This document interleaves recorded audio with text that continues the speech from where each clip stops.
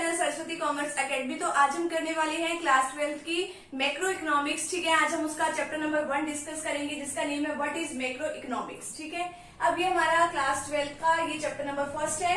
तो सबसे पहले अब आपको इकोनॉमिक्स का मतलब समझ में आना चाहिए कि इकोनॉमिक्स क्या है। अब इकोनॉमिक्स में क्या होता है कि हमारे पास जितने भी रिसोर्सेज होते हैं, हमारे पास रिसोर्सेज तो क्या है, लिमिटेड से होते हैं। ठीक है, लेकिन जो ह्यूमन बीइंग है उसकी जो वांट्स है, यानी कि जो वो चाहता है वो तो बहुत कुछ चाहता है। ठीक है, लेकिन उसके पास रिसोर्सेज तो क्या है, थोड़े से हैं। ठीक है, तो रिसोर्सेज की तो उसके पास कमी होती है, लेकिन जो उसकी वांट्स है वो क्या है, तो उसकी वांट्स तो क्या है, अनलिमिटेड है। तो फिर इसमें सेटलमेंट की जाती है वो किस तरीके से अपने रिसोर्सेज को यूज करे ताकि उसको ज्यादा से ज्यादा सेटिस्फेक्शन मिले। ठीक है, अब जैसे कि मान लो उसके पास 500 रुपए हैं, 500 रुपीज उसके पास है, तो अब उसको देखना है कि वो उन 500 रुपए को कहाँ पे खर्च करे ताकि उसको ज्यादा से ज्यादा सेटिस्फेक्शन मिले। ठीक है, ताकि वो अपने पैसों को यूज करके भी खुश हो कि हाँ भी मैंने अपना पैसों का यूटिलाइजेशन ठीक जगह पे किया है। ठीक है, तो अभी इसकी डेफिनेशन देखिए, इसमें क्या है कि economics is a social science concern with the employment of society square resources. Square resources का मतलब क्या है, रिसोर्सेज का कम होना। ठीक है, हैविंग ऑल्टरनेटिव यूजेस, हमारे पास तो बहुत सारे यूजेस हैं। ठीक है, एक जगह नहीं दूसरी जगह भी यूज कर लेंगे, दूसरी जगह नहीं तीसरी जगह यूज कर लेंगे। अब uses to produce goods and services, और इसमें यह भी बताया गया है कि हमें गुड्स और सर्विसेज भी वही प्रोड्यूस करना चाहिए इकोनॉमिक्स के अंदर ताकि हम ज्यादा से ज्यादा लोगों की वांट्स को सेटिस्फाई कर सके। क्योंकि हमारे पास रिसोर्सेज तो बहुत थोड़े हैं, लेकिन हमारे पास जितने भी रिसोर्सेज हैं हम उसको अच्छे ढंग से यूटिलाइज करें। अब देखो कि मान लो हमारे पास 500 रुपए हैं या किसी पर्सन के पास 500 रुपए हैं।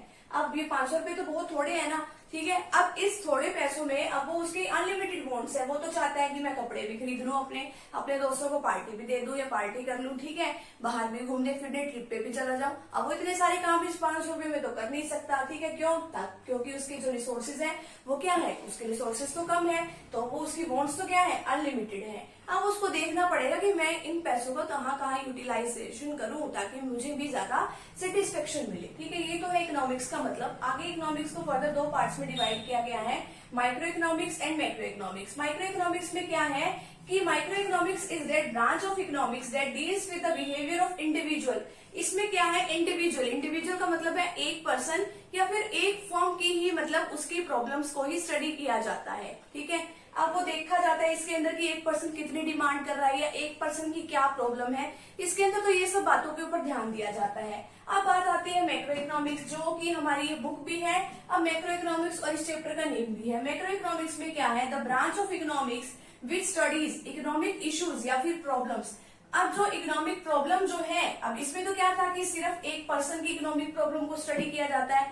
इसमें क्या है, पूरी ओवरऑल इकोनॉमी जो होती है, ठीक है, पूरी ओवरऑल इकोनॉमी या फिर हम कह सकते हैं कि एक कंट्री की प्रॉब्लम को स्टडी किया जाता है। यानी कि इसका मतलब तो क्या है, माइक्रो इकोनॉमिक्स में तो छोटे लेवल पे स्टडी किया जाता है और मैक्रो इकोनॉमिक्स पे बड़े लेवल पे स्टडी किया जाता है, at the level of an economy. इसमें इकोनॉमी का मतलब हम कंट्री को भी ले सकते हैं एज अ होल का मतलब है सारी।